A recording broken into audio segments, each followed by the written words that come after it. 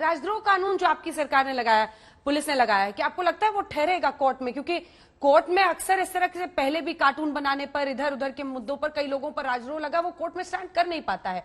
राजद्रोह के लिए क्या किया है, मतलब उसको कैसे जस्टिफाई करेंगे? अगर आप ही से समझे, आपने कहा कि राजद्रोह हनुमान चालीसा के लिए नहीं लगा, तो राजद्रोह प्रियंका जी क्यों लगा?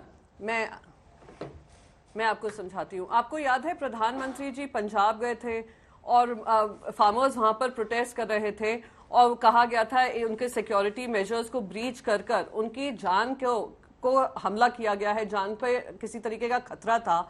और जब वो जा रहे थे वापस पंजाब से लौटकर, ये भी सोर्सेस के सूत्रों के अनुसार बात आई थी कि उन्होंने कहा है अपने मुख्यमंत्री का धन्यवाद कहना कि मैं अपनी जान बचाकर आज वापस दिल्ली लौट रहा हूं। आप हमारे देश के प्रधानमंत्री मुंबई जैसे शहर में आ रहे हैं। मुंबई की कानून व्यवस्था की जिम्मेदारी हमारे राज्य की होती है। ये इलेक्टेड मेंबर ऑफ पार्लियामेंट, एक इलेक्टेड एमएलए, चीफ मिनिस्टर जो कि एक इलेक्टेड रिप्रेजेंटेटिव हैं, जो एक कॉन्स्टिट्यूशनल अथॉरिटी है, उनके ऑफिशियल निवास पे ना जाकर, उनके प्राइवेट रेजिडेंस पे जाकर, रास्तों पे, सड़कों पे वो रातों रात हनुमान चालीसा पढ़ना चाहती हैं, हनुमान भक्त बन गई हैं। तो ऐसे ढोंगी हिंदुत्ववादी जो लॉ एंड ऑर्डर को खराब करते हैं, जो अमरावती से चुनकर आए हैं, अमरावती में उनके गायब होने के पोस्टर्स हैं, वो मुंबई में आकर एक ऐसी कानून की प्रक्रिया को में तहस नहस करती हैं, तो सवाल उठ खड़े ही होंगे कि आज मुंबई पुलिस के हाथ में क्या है। मुंबई पुलिस जब जाती है, उनसे कोऑपरेट करने को कहती है, वो कोऑपरेट नहीं करती हैं, उसको डिफाई करती हैं। जब उनको डिटेन करने की कोशिश करती हैं तो उनको गाली गलौज करती हैं, वहां के मुख्यमंत्री को गाली गलौज करती हैं। तो ये सभ्य भाषा है, ये सभ्य न्याय प्रणाली का फॉलो करने की बात है। ये इलेक्टेड रिप्रेजेंटेटिव्स हैं। मुंबई हाईकोर्ट ने भी कहा है, अब ये कोर्ट ऑफ लॉ में जस्टिफाई होता है या नहीं, I will not preempt any judgment. पर आप मुझे बताइए कि क्या इलेक्टेड रिप्रेजेंटेटिव्स कानून अपने हाथ में लेकर एक शहर का कानून व्यवस्था को तहस नहस करने की कोशिश कर सकते हैं? क्या ये सही है? लेकिन चुने हुए मुख्यमंत्रियों के खिलाफ अक्सर आंदोलनों में हम लोगों ने देखा है कि विरोध में तरह तरह की बातें बोली जाती हैं। क्या किसी के खिलाफ नारेबाजी करना या ये कहना कि मैं तो वहां जाकर हनुमान चालीसा पढ़ूंगी ही पढ़ूंगी, ये राजद्रोह बन जाएगा? ये बात थोड़ी सी अभी भी समझ में नहीं आ रही है प्रियंका जी।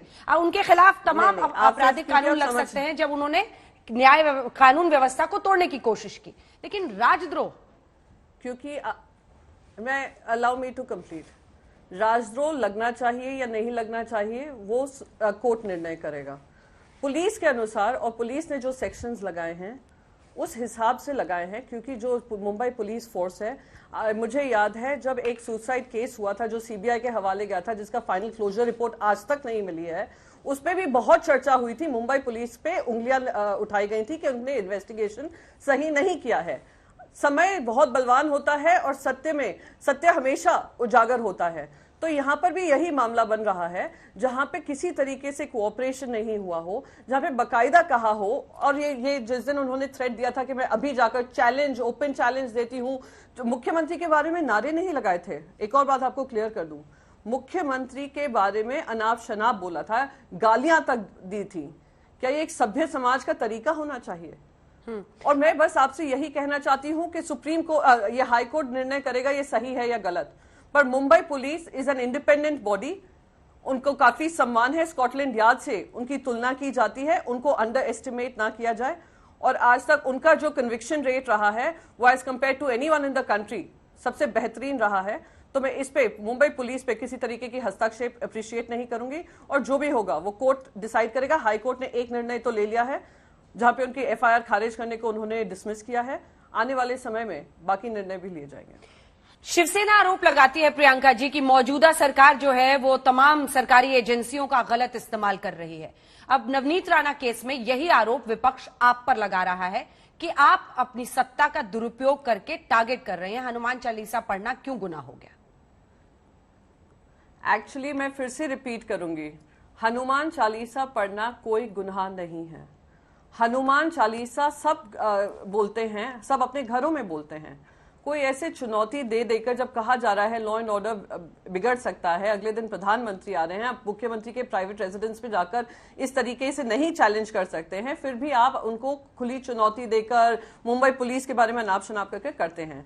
अब रही बात महाराष्ट्र के बारे में, ये जो कहा कि वो लोग एजेंसीज का इस्तेमाल कर रहे हैं, हम लोग केंद्र सरकार पे हम यही टीका टिप्पणी करते हैं, तो ये महाराष्ट्र ही नहीं है बल्कि वेस्ट बंगाल हो, तमिलनाडु हो, आंध्र प्रदेश हो, तेलंगाना हो, सारे राज्यों से यही बात आई है। अब आप दिल्ली की सरकार देख लीजिए, आप कोई भी नॉन बीजेपी शासित सरकार देख लीजिए। पर मैं यहां पर एक चीज कहूंगी, महाराष्ट्र ने एक काम जरूर किया है, ईडी हो, आईटी हो, सीबीआई हो, नारकोटिक्स ब्यूरो हो, उन सबके एजेंडा को उजागर किया है और बार बार यही अपील की है कि केंद्र सरकार आएंगी जाएंगी, पॉलिटिकल पार्टीज जीतेंगी हारेंगी, पर देश का जो संविधान है और संविधान का ढांचा है उसको बिगाड़ने का काम ना किया जाए, संतुलन खराब करने का काम नहीं किया जाए। ये आरोप हम पे तभी भी लगे थे जब वो मर्डर केस सामने आया, सुसाइड केस सामने आया था, जिसको मर्डर करने की क्लेम कहा गया था और सीबीआई को लाए गए थे। क्या हुआ सीबीआई का?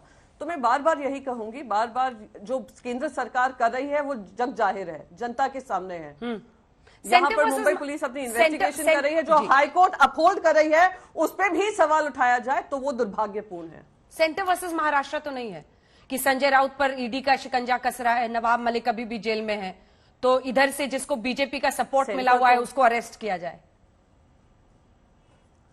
तो आप मान रही हैं कि इनको पूरा पूरा बीजेपी का समर्थन है? आप ये भी मान रही हैं कि पूर्व जब देवेंद्र फडणवीस ही उतर गए उनको डिफेंड करने, वही जब देवेंद्र फडणवीस ही उतर गए तो इसमें इफेन बट कहां मुझे कंप्लीट। हाँ। तो अरे मैं आपको वही कंप्लीट कर रही थी अंजना जी, जब यहाँ महाराष्ट्र के पूर्व मुख्यमंत्री ही प्रवक्ता बन जाते हैं वो इंडिपेंडेंट एमपी को लेकर, वो इंडिपेंडेंट एमपी जिसने एक शेड्यूल ट्राइब का जगह घेर कर बैठी हुई है बोगस सर्टिफिकेट के आधार पे, वो महिला जिन्होंने फेक सर्टिफिकेट किया हो, जो मुंबई हाईकोर्ट कह चुका है, वो उनके लिए मुंबई पुलिस पे आरोप लगाते हैं, वो सबको इनटॉलरेंट कहते हैं, वो हिटलर शाही बताते हैं, तो थोड़ा हास्यास्पद लगता है। और हमें केंद्र सरकार से हमारी जो भी लड़ाई है वो लड़ी जा रही है, पर यहाँ पे हम किसी तरीके का टिट फॉर टैट नहीं हो रहा है। जो कानून प्रणाली है, जो न्याय व्यवस्था है, उसकी पूरी जिम्मेदारी मुंबई हाईकोर्ट और मुंबई पुलिस, महाराष्ट्र पुलिस के हाथों में है और बिल्कुल सुरक्षित है और उसके आधार पर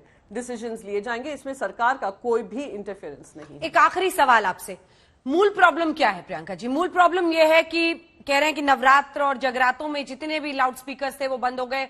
बीते कुछ दिनों पहले अनुराधा पौडवाल जी भी हमारे साथ थी, उन्होंने भी ये कहा, लेकिन मस्जिदों से अभी भी लाउड स्पीकर नहीं हटाया गया है और अजान की आवाज उस पर आ रही है।